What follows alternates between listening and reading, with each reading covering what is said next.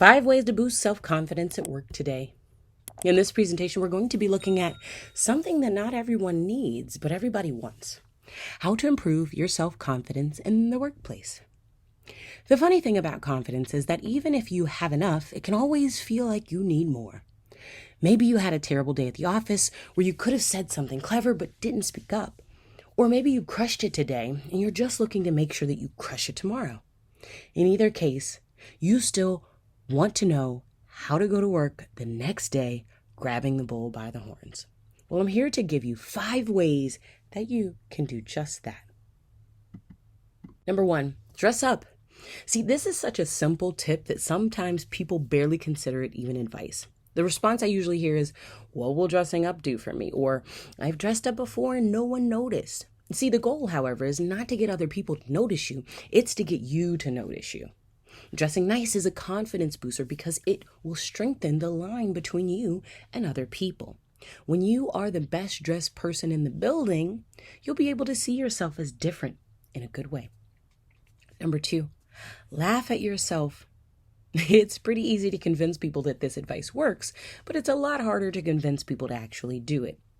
Laughing at yourself, or at least being able to laugh at yourself, is a critical component to being confident. To laugh at yourself is to say, hey, I don't mind that I make mistakes. I still find myself to be enjoyable. This is not only an attractive quality to others, but it develops a habit of not being irritated with yourself. Number 3, know the power stances. People are complicated. We are both products and producers of chemical reactions. One of the chemicals involved in those chemical reactions is testosterone. This chemical is usually associated with manliness, but that's not a totally correct correlation. Testosterone is a chemical that inhibits empathy and cultivates blood flow. Essentially, it makes it easier to ignore your feelings as well as easier to act. Ignoring your own feelings is a big part of confidence, as your feelings can be a whirlwind of emotions, and sometimes it's better to cool those feelings off. The funny thing is that you can actually trigger testosterone production in your body with certain postures.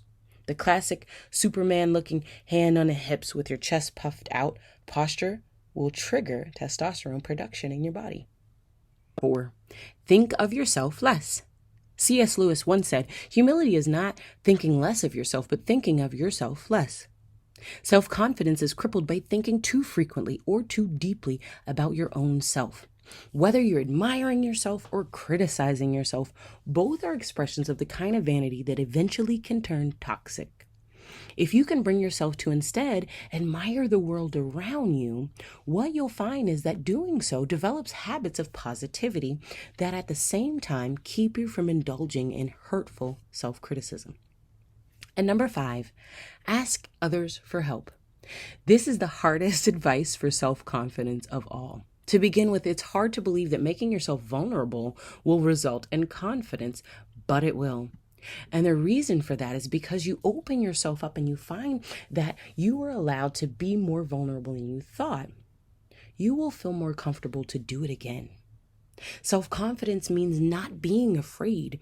And if you're afraid to ask for help, then you're not really that confident.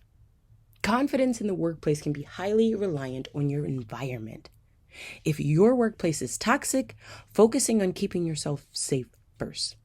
But if you can find the time, then building yourself up is always worth it.